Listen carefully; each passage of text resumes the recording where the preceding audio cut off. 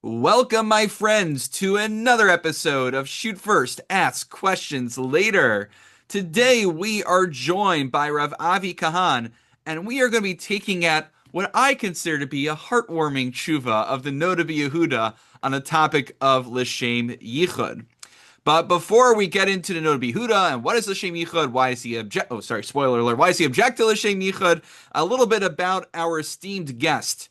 Rav Kahan is a Dayan at the Vaad, Hadin, Beis Din with over a decade of experience in mediation, arbitration, and matrimonial conflict resolution. He has guided countless individuals and couples through emotionally complex disputes, helping them reach clarity and resolution through a halachic yet practical framework. In addition to his work in family matrimonial matters, Rav Kahan advises healthcare organizations, nonprofits, and lending institutions on how to structure their operations, loans, and partnerships in halachically compliant ways.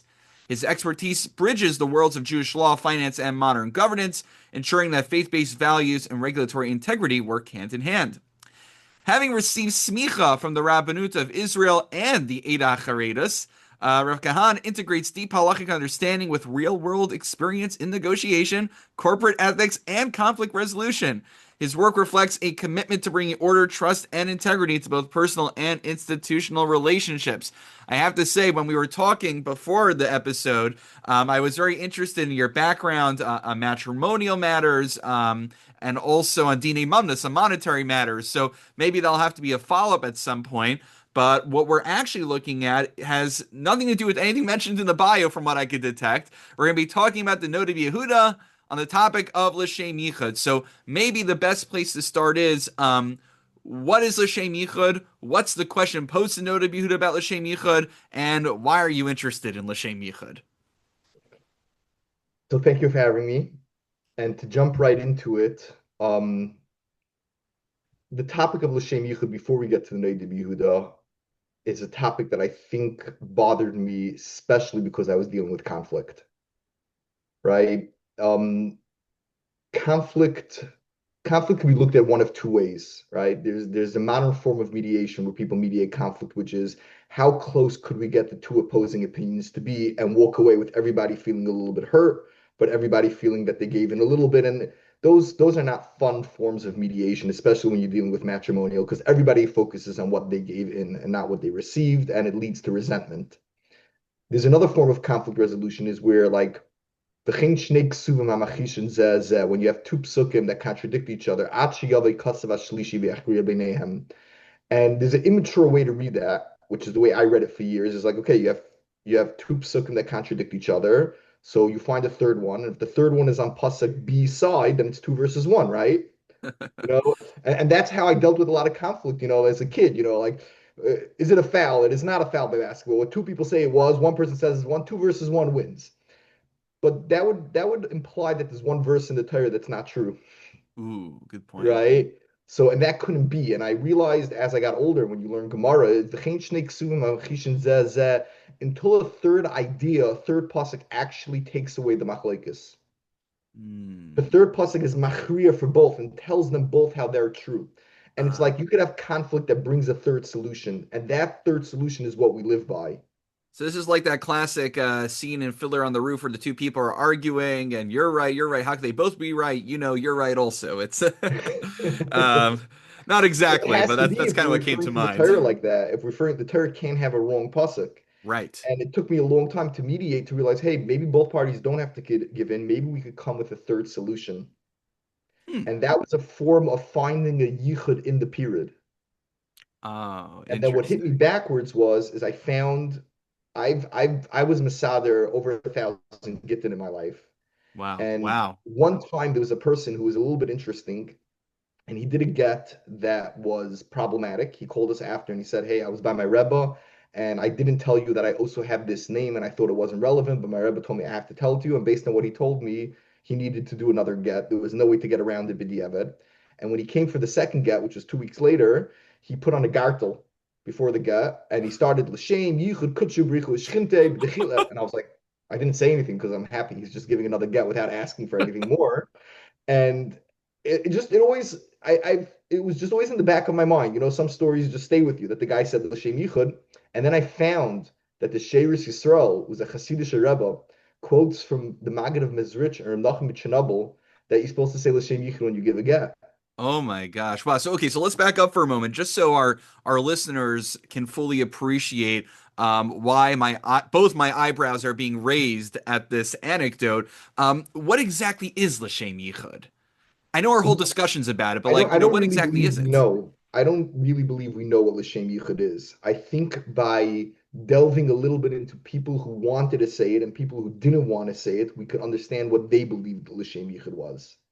Right. Well, I So don't have a sitter L'Shem in front Yichud of me, means but to even like unify. putting on, tallis and tefillin in the morning in a standard art scroll sitter, I'm fairly confident there's some Says line L'Shem about Yichud. L'Shem Yichud, and it's about taking the letters of God's name and putting them So together. And to make it very, very simple, what I think there's a part that everybody agrees on, and then there's a parts that are more complex. L'Shem Yichud, if we would have to teach it in English, it would be L'Shem Yichud for the purpose of unifying, which of course implies that there's a separation, but that's already getting into that there's something that needs to be unified, right?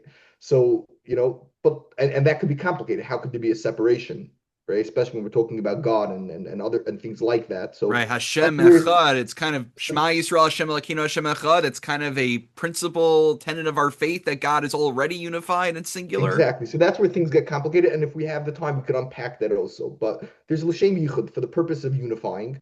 Kutshehu berichu ushchinte.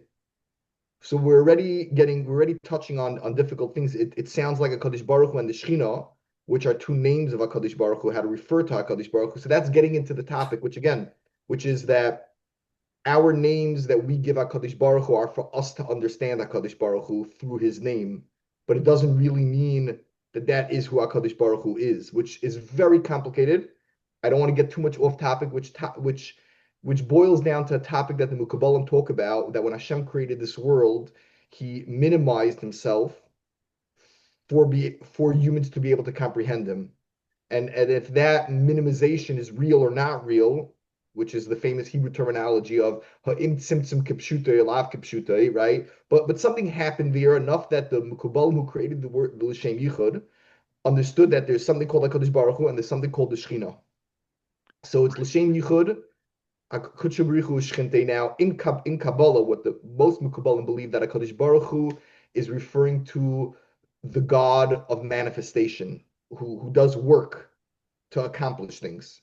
So Hmm. you'll find in HaKadosh Baruch Hu, you'll find people like Ramosha Kedavora, the Ramak, and the Shla Kadosh. They'll say HaKadosh Baruch Hu means the Vav Ktsavis, means Chesed, Gvur, Tferes, Netzach, Hoid, and Yisoid, right? Which are six attributes of the way HaKadosh Baruch Hu's name manifests into action through Chesed, through doing positive actions, through Gvura, for disciplining. These are different things that are Kabbalistically need to be unpacked to fully understand. Right, and the term attributes is an interesting rendering because opponents of it would probably say that this is more aspects of God, which sounds like it's borderline, if not paganism. Very correct. Very correct. And that is all part of the protest. There's a lot of part of that in the protest. And I hope to get to there Right, today. I should mention for our listeners, and we'll make sure to put this in the description, the show notes, that whatever we don't cover today, Rav Kahan actually authored a kuntris, a little, I guess we call pamphlet or a small little book that actually deals with this entire topic in depth. So just think of this as some of the highlights to whet our appetites. But we're just one more question, like when So does this? my just Oh for yeah. disclaimer, my kuntris specifically took L'Shem Yichud, gave enough of an introduction to understood the next topic, which how does it make sense to say L'Shem Yichud for divorce? Oh, right, right, right. That's Okay. my actual kuntris. L'Shem Yichud by Gerushin. How do you make sense of that? Well, first you have to understand L'Shem Yichud, and I also felt you have to understand the objection of L'Shem Yichud to then understand how it would actually make sense in marriage and divorce. That's okay. So this is fascinating. And what? Just one more question. So when does this whole L'Shem Yichud business really crop up in general? It's definitely not in So the we're not Gemara, really right? so.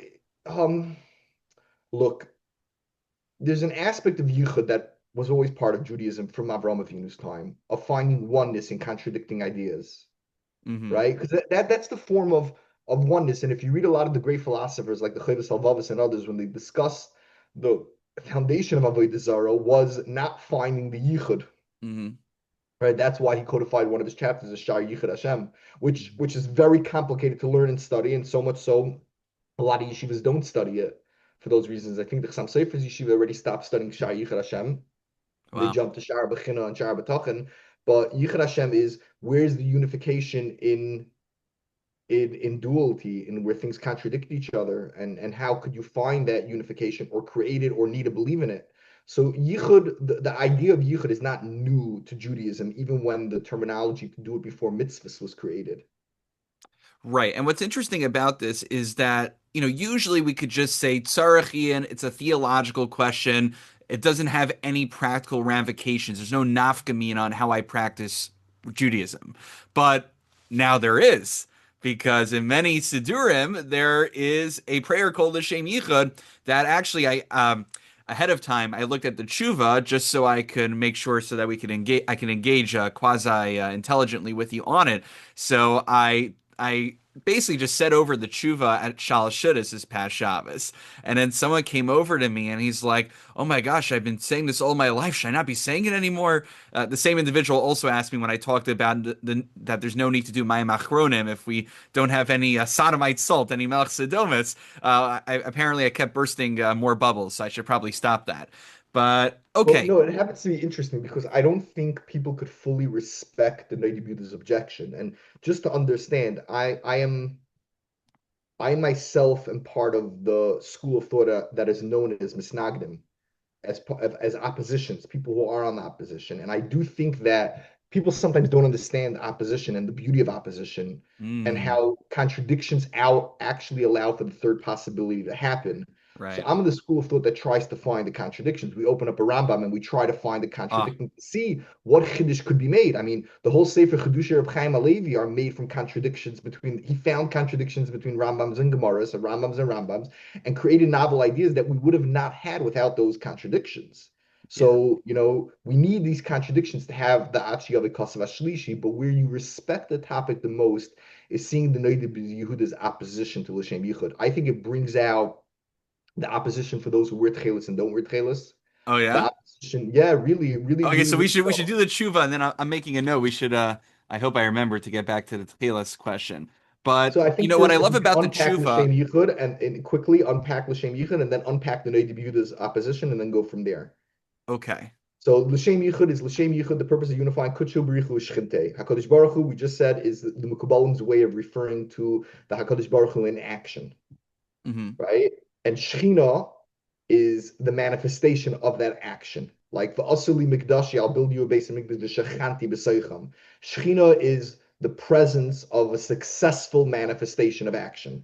So Hmm. it's L'Shem Yichud for the purpose of unifying the action and the success and the manifestation of the action. HaKadosh Baruch Hu is sometimes known as a masculine husband and the Shechina is a feminine woman marrying each other.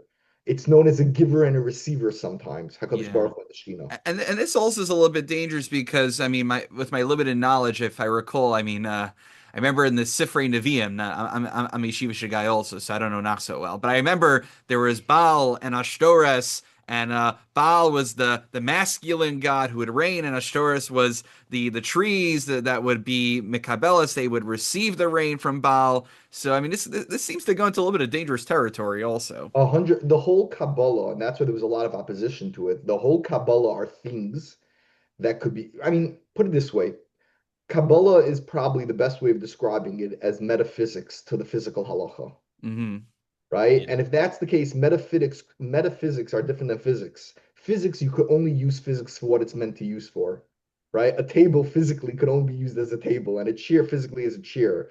But when you get to the metaphysics of a table, right? You could use a table differently and you can use a chair differently, when you get to its metaphysics. So metaphysics could cross across almost all religions. And that's why we find the Kabbalah and the spheres, have foundations and origins and shared thoughts in Christianity and in Islam.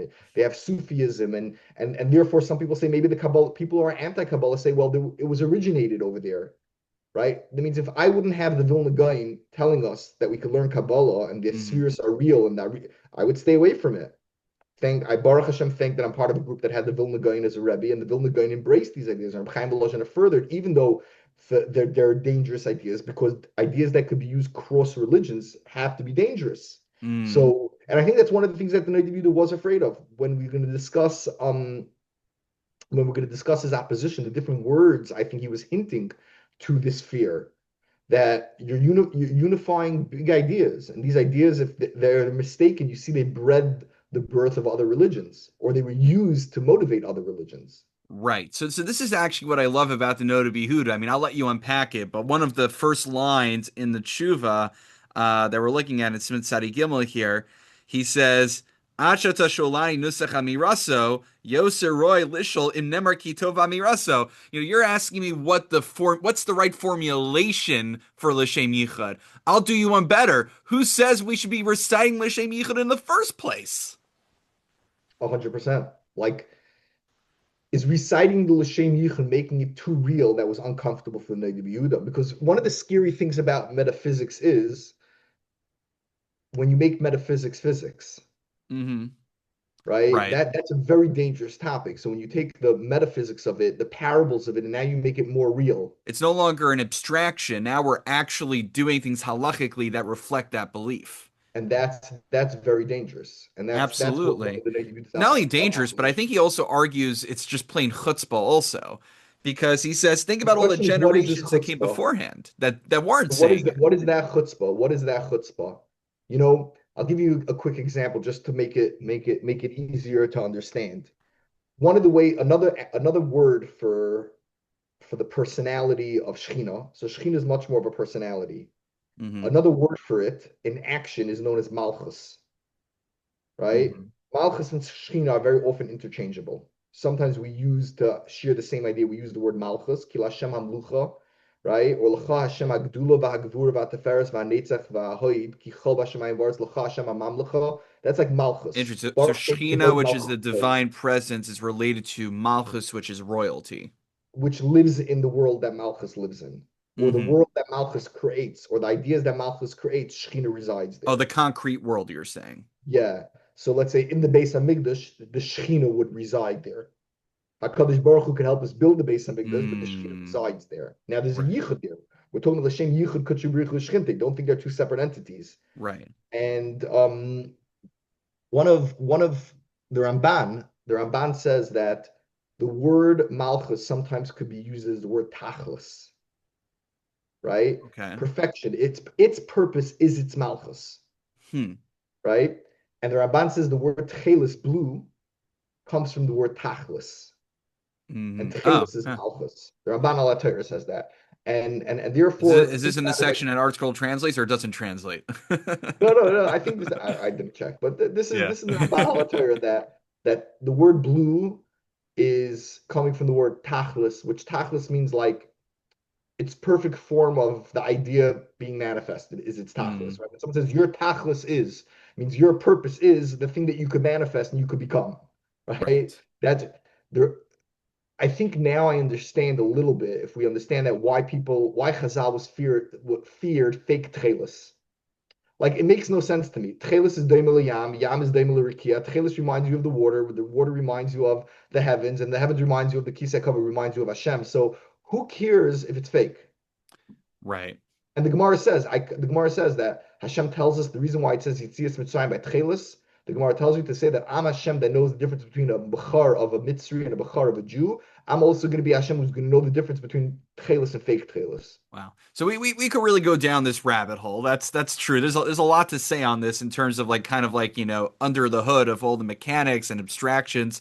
But just help me understand. So we got the Noda B'Yehuda over here. And just we're not going to read the entire language, though. I did read the entire tshuva verbatim at Shalosh Shudas, and I got myself up into a frenzy of it. Just it was gewaldic. I loved it. But he basically accuses these people who are now introducing L'Shem Yichud into our davening, saying that they are machrive hador, that they are destroying a generation, destroyers of a generation. What a chutzpah that all those who came before us didn't need it, and now all of a sudden we're going to come and introduce this new theology into our davening. And then what I love he does at the end of his entire Musar shmooze, you might call it, his words of rebuke, he says, Valdor hayasomazani omer yesharim darche Hashem v'tzadikim yelchu behem. So, and the righteous will walk in them. The chasidim yichashlu behem, and the chasidim will trip up in them, which I thought was a very amusing play on words, to say the least. But that's kind of his introduction. We could definitely have fun with it, but I think what interests me, and I think what ultimately interested you, was in the next paragraph. At least in my version of Sefer, in the Machon Yerushalayim, it's the next paragraph. He then gets into the halachic objection, right? He opens up with his hashkafic objection, his ideological objection to L'Shem Yichud, and then he gets into the halachic considerations, such as Gittin and Kutshim, and maybe you could tell us a little bit about that. So first of all, I think it's very interesting that he does that because usually the way poskim write their shilas achuvas is you first write your halachic objection, you prove your point, and then you give your musar, which is you attack the other side. And here he did it the opposite, right? Which shows it seems like the attack is stronger than his halachic objection. That is a possible reading, and sometimes when you feel in your kishkas so much you can't help yourself. I mean, I'll give you an example. Just in the artificial insemination debate in the 20th century. So after Rav Moshe wrote his chuvas, basically permitting it under certain circumstances, like the Tzitz Eliezer and many others, they opened up their chuvos in a similar fashion, with kind of like a hashkafic broadside against Rav Moshe. And then they say, well, now that we showed how despicable and repugnant this is, let us now refute the halachic aspects of his point. But you'll find in that case also the Hmm. hashkafa objections were larger and greater than the halachic objections. Yeah, and they're putting their cards out there on the table. They're Exactly. clearly They're saying saying this that is a, that's their and I think the primary Noda B'Yehuda was objection. doing the same thing. The Noda B'Yehuda was saying, what I'm worried about over here is a hashkafa over here. I'm very, very worried about it. And you have to understand where the Noda B'Yehuda lived at that time. It was after the time of the where the Baal Shem started Hasidus, right? The Noda Hmm. B'Yehuda lived from the early 1700s to the late 1700s. Um, it was after a lot of things were happening in the world. It was when Spinoza came out with his ethics and rationalism. At the same time, the Mukubalim started pushing metaphysics, which was a whole different god than Spinoza's god of science. And then the Baal Shem Tov started putting it into practice and saying, "Hey, there's a way to act this out." And which started the Hasidic movement, and during that time, and it gave birth, a few years later to the American Revolution, the American movement in the late 1700s. It was a lot of things happening in the world during Wait, wait, that time. hey, the American Revolution has something to do with L'Shem Yichud, or you're just saying it happened around the same time? I believe it had to do a lot with the across philosophies and across countries, Yeah. the same debate between Hasidim and Misnagdim, which is the way a universal debate was manifesting by the Jewish people, was a debate going on in every single country with socialism, with communism, with So, with with so were the nationalism. British the Hasidim and the Americans the Misnagdim, or the other way around? I believe the Americans were a birth of the fight between Misnagdim and Hasidim in all cross countries. It was like, how could we live together, Misnagdim and Hasidim, a little bit? Huh. That's what I I believe. have a new perspective on American history now. This is quite No, if you remarkable. read, look, I one time took apart, and I don't know if he meant this because it was just fun on my part, but I one time took apart George Washington's speech when they offered him the presidency. Because after he won the war, it wasn't clear he was gonna. He might have wanted to go into retirement, and instead of becoming the King of America, the President of America, they used to call him His Excellency. And he gave a speech basically of why he's opposed taking the position, but he's still going to take it, of course. But why he's opposed taking the position and leaving his comfort. And he said a terminology there that the job of the American president is to read the white words on the parchment of black ink that has black ink on it. Like, yes, there's a Hmm. constitution, and the constitution tells you exactly how to live, but there's something that can't be articulated, and there are going to be new ideas that are always going to need to say, okay, well, Uh, what would the constitution say now? Like, Higher Shabal Peh. no, it's not even something that the Torah Pet could accomplish because it's more of like, how do we make the Constitution still alive? And how do we say, oh, it's relatable to something that's brand new that never existed? And that's, he felt, the job of the president at that time. So I think very often Hasidus, which is Lifnim Mishur Sadin, which is the stuff that can't be articulated on paper. It's the metaphysics of certain ideas. And the world was hitting a place that maybe it never hit before where it was able to deal with it, right? You can't always deal with um metaphysics before you have a clarity on the physics, right? If you don't have clarity on Rambam and Shulchan Aruch and different things, there's no time to even yet decide. Well, now that we've put together all the physical elements of the world, maybe we could go lifnim mishras din. If you don't have din together, so it took the world a lot of writing and a lot of a lot of time till we reached that place. But in the 1700s, we reached it. Well, I think one of the concerns with the Hasidim, and we don't need to get too much into this, only as much as it's relevant, is that it wasn't simply that they were doing things that were lefnim mishur, then that they were going beyond the letter of the law. The concern was because they were so into this stuff, they were not meeting the letter of the law. Think about zmanim, times for prayer, Well, etc. well, well, you could look at it that way, but you could look at it a different way. You could look at it that if they felt and they understood the metaphysics of Zmanim, that the physical aspect of Zmanim didn't make a difference for them anymore. So for Right. you, Zman means 9 o'clock, and 9 o'clock is a time, and that's what Mm-hmm. time we daven. For them, 9 o'clock didn't mean that. Yeah, And but this is like, the Medrash with Korach and saying, well, I don't need to wear tchelas if I already have a tchelas garment, or I don't need mezuzah if there's svarim on the shelves. This is, but yeah, and anyway, I think I I think don't I need think the that part Misnagdim I have think already that made part these of Perach is still arguments. alive. I think there's definitely ways where people can misuse it. And I think that's what the Noda B'Yehuda was saying over here. He's saying, you think you understand everything. I mean, look at his terminology. He says,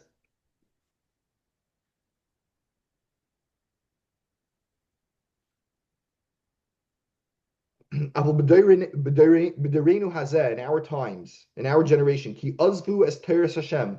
They Mm, left the Torah of God, umakar mayim chayim, which is shnei hatalmid al talmudim, Babli v'Yerushalmi. So they left that means he was talking to a group that he felt left the Babli and Yerushalmi. This is yeah. very interesting. Lach tzoif lahem boiris nishboirim. What does that mean? To make to fix and get involved in broken wells? Baram levavim, but they umisnasim beroim levavim. They become haughty. Like, what does haughtiness have to do with this? Kol echad omer, and everyone says, and this is the epitome of the attack. Anoichi hira, I know, I see, I know what God really wants more than through the physical elements of God. I don't need halacha to prove me who God is or to teach me what God is. V'li niftachi shara shemayim ubavuri, and because of me ha'olam eskayim. Elohim Machrivi Aidar, that they were the people that Noda B'Yehuda felt that were saying, I understand God and everything God wants and God needs. I don't need the Babli and Yerushalmi to It's do that. it's arrogance. It's really And the that's what B'Yehuda he's felt it was accusing them arrogance. of. And he's accusing a lot of people of arrogance, and there's truth behind it. There's Right. truth behind it. But we have to try to understand first is who are these people? What were the goodness of them trying to come up with something? Because I don't look at the machlekes Hasidim and Misnagdim as a machlekes that one is going to prove the other one wrong. It's v'chein shnei ksuvim hamachishin zeh zeh. It's two forms of Judaism that are real, and they're going to birth a third answer. What that third answer is, I don't know yet. Hopefully, Yeah. Mashiach will come and figure it out. But there's both truth behind it, and I think you could understand a lot from this Noda B'Yehuda who he was attacking and what he was attacking. When Aristotle attacked those people who did metaphysics, he had a line and he said, man created God in their image, Mm. right? And I think it's very similar to what the Noda B'Yehuda is saying. It's like, no, I know everything. I know who God is, and I'm telling you how God looks, and therefore I'm telling you how to act out. And I Right. don't need halacha to teach me that or tell me what time it's appropriate to daven. That's for people who don't not know God as well as I do. Yeah, I mean That's that's a similar kind of argument also. I mean, I remember the Minchas Elazar. We had an episode some time back about the Minchas Elazar on dancing and clapping on Shabbos and Yontif. If I remember correctly, the Minchas Elazar makes this argument. He doesn't just justify dancing and clapping, which goes against an explicit Mishnah, but he says no. The pshat is that if you are on high enough of a madrega, high enough of a level to connect to God through the dancing and clapping on Shabbos and Yontif, then of course not only would it be permissible, but it would be commendable. That's not what Chazal had in mind, and we should all strive to be on that level. So yeah, they flip it on their head. But anyway, okay, so let's just put the Hasidim Misnagdim in a certain bucket for now. The ideological debate is well understood to a certain extent. But what's the halachic objection over here? So let's talk. Just tell us about the Gittin, about the Kutshim, what the proofs are, and what the refutations So are. the proofs are really weak. They're really weak proofs. The conversation to say it and not say it. The Hasidim derive the source from saying it is because the Gemara says before you give a get, which if we don't understand Gittin like the Hasidim seem just to be a terrible thing and even a form of a sin, right? we know the Christians definitely understand Gett in that way, and certain people understood it that way, that a get is a form of a sin. But the Gemara says that when you give this get, you have to say why you're doing it. You have to do it for the right reasons and say why you're doing it. Hmm. Um, Has to be lishma. it has to be what we call lishma, and not only that, the lishma creates the get. Without the Mm. lishma, you don't even have a get. You just have a piece of parchment that can't accomplish what it needs to accomplish. So it requires a declaration of intentionality. It need it requires the highest form of conscious intention that a human needs.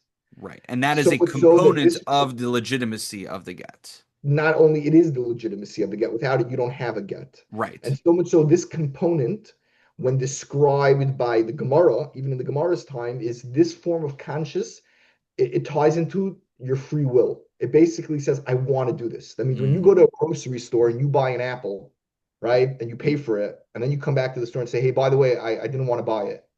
They'll be like, we don't really care. Did you know what you were doing? Did you have knowledge to what you were doing? Was there consent? Great. A get needs for a person to say, I want to do it. Not I need to do it, not I have to do it. I want to do it. And that is called lishma. And Right. without that, the get is puzzle. Absolutely. So, and then if I understand So correctly, they the son of basically your wanted to extrapolate from Gittin to the rest of the 613 mitzvahs. correct. They said everything that you do, not only 630 mitzvahs, because if you look at the sources of L'Shem Yichud, they're even by any action that a person does. When you do the action before you do it, acknowledge verbally that you want to do it. Wow. This could also almost be like this like new age self-help guru kind of stuff, living with intentionality or so, Living you kind of hear consciously. that stuff. Yeah, no, it is every action that you're doing, every action, even the Zara brings down tying your shoelaces, every action that you're doing, you connect to what it means. I want to do it, and that's not a simple word because when you want to do something, you have to understand why you want to do it and what you're accomplishing by doing it. If not, you don't really want it. So it's a Hmm. very high level of living. We don't live with wants. We live with needs. Mm-hmm. I need to eat breakfast. So I it's need right. supper. Wanting is lishma. It's a higher level, and they believe in every mitzvah. Not I need. We need to do mitzvahs. We need to do them because if not, you get punished. You Great. need to do it. But there's a higher level of wanting to do the mitzvah. So it seems like a very lovely idea, extrapolating lishma from Gittin to other mitzvos. What does the Noda B'Yehuda object to? The Noda B'Yehuda seems to object in his halacha analysis of it. Forget about the musar that he gives Yeah. before. Is that certain things, we find that most people don't want to do them, and people's relationships to it are needing to do it. So, for example, when you look at Zvachim, Masech Zvachim, if I would have to write Masech Zvachim, I would start with the first Mishnah that would tell me um, how to bring an animal, how to choose one, or why am I bringing an animal after I do an Avera and everything. And instead, it starts with people who are bringing it and not thinking the right things when they're bringing it. Mm. That's like weird. Like, what the percentage of people who, by the time they spend and come up to the Beis Hamikdash and are in the Beis Hamikdash and are bringing a carbon, and you don't go to the Beis Hamikdash that often, right, are going to make a mistake and not want to bring what they're bringing, not have Lishman? The answer is because we know all our mitzvahs that we do, Lulav, Esrog, Chanukah, we need to do them. That's our relationship to them. It's a real, we need to do it. And the stuff that are very high and difficult, we find that nobody wanted to do them. Just like Kachim. That's why Kachim start, Kol HaZvachim Shenizbuchu Shalei Lishman. And Chazal tell us it's still kosher.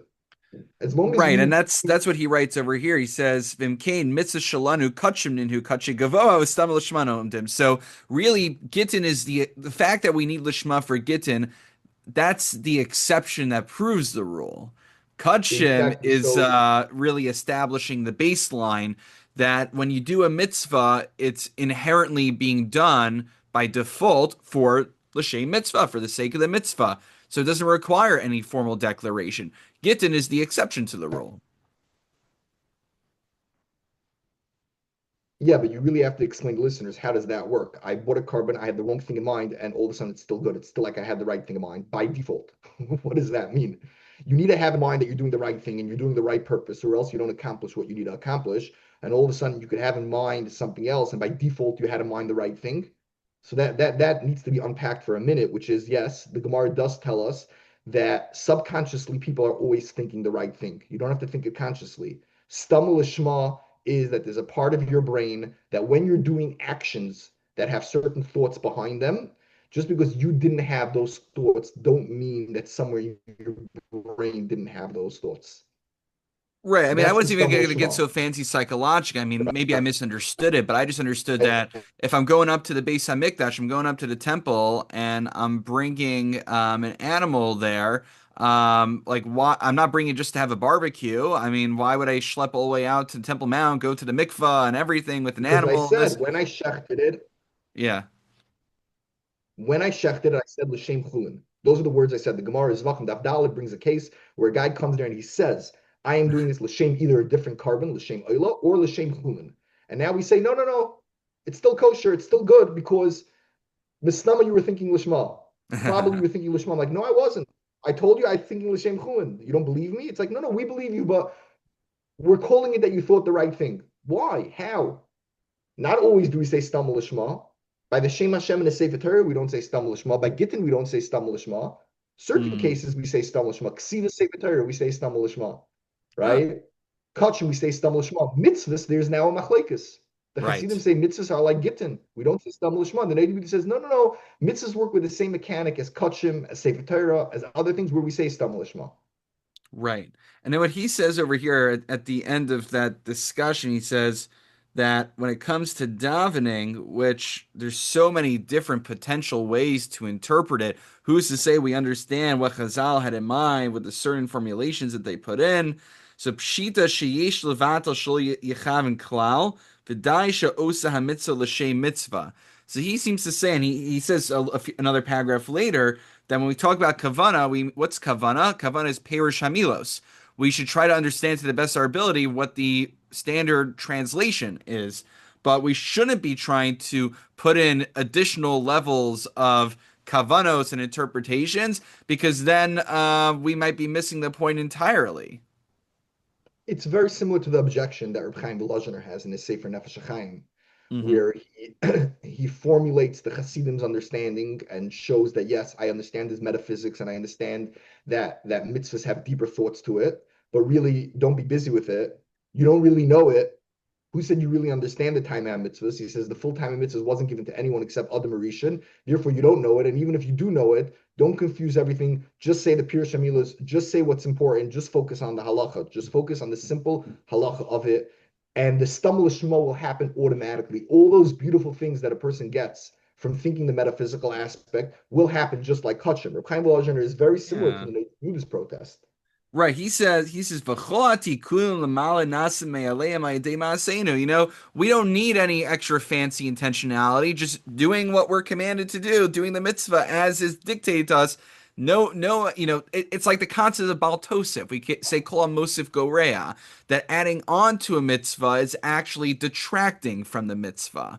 So there seems to be that kind of element over here. He doesn't And I say don't Baal believe Tosef though. I don't believe that both Reb Chaim Volozhiner and the Noda B'Yehuda really felt that if somebody would do it accurately, there would be a Baltaisif. I think they were worried that it's Yeah. impossible to do it accurately, right? I mean, even Rabbi Avram ben Arambam, who is a son of a philosopher and not a person who is into metaphysics, he discusses in his Sefer HaMaspik Le'Evdei Hashem that the different levels of kavanah you have give you a different relationship to the mitzvah, right? Wow. So even though they're saying yes, do it in the simplest form, is because they're worried that you're going to make a mistake. They're worried Mm. that you're gonna think like he writes, "Bavuri nivra olam." You understand the whole world and the purpose of creation. It's like, no, you don't. You don't understand the whole world, the purpose of creation. And you're trying to unify things that are very, very, very, very important. And if you misunderstand them, you're worse off than if you would not understand them at all. Right.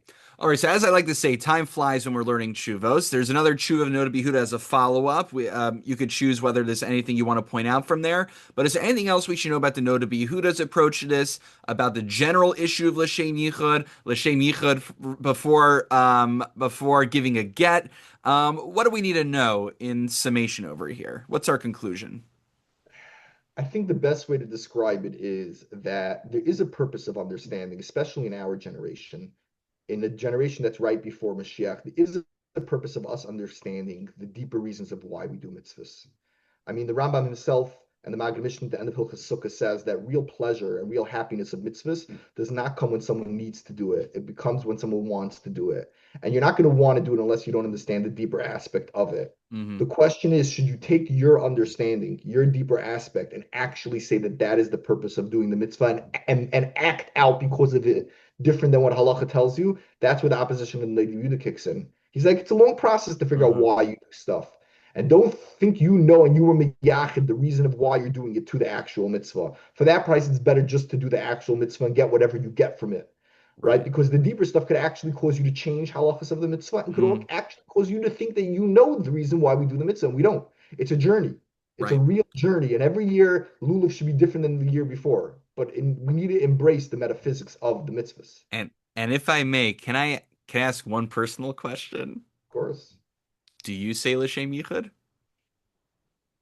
So I never did. I never did. I never did.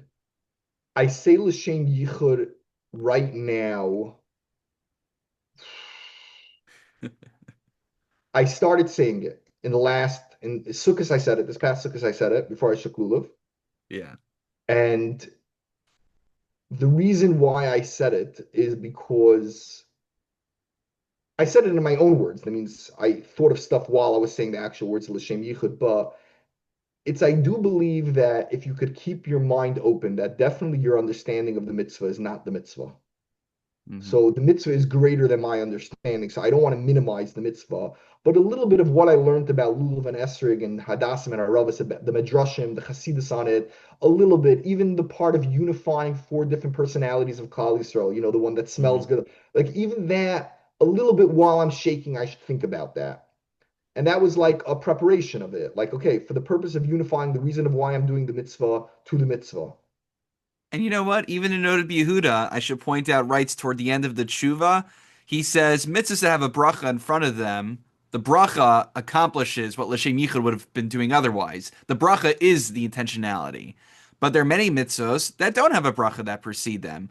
And for that, he says, Ani noeg lomer befi, hineni osed davar zeh l'kayim mitzvahs bari. He says something very simple. I am about to perform the mitzvah to fulfill the commandment of my creator, the will of my creator.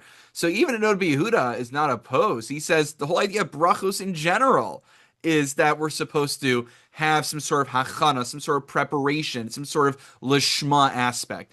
I think he just seems to disagree with the addition of L'Shem Yichud and the content of it, but I think we could all get behind the idea that we shouldn't just be doing mitzvahs as worker drones, but we should be Well, doing it then we'll be a understanding. misasek.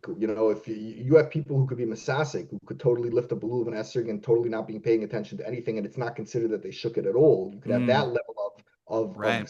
of non-consciousness to a mitzvah that you don't accomplish anything. It's like someone else shook it.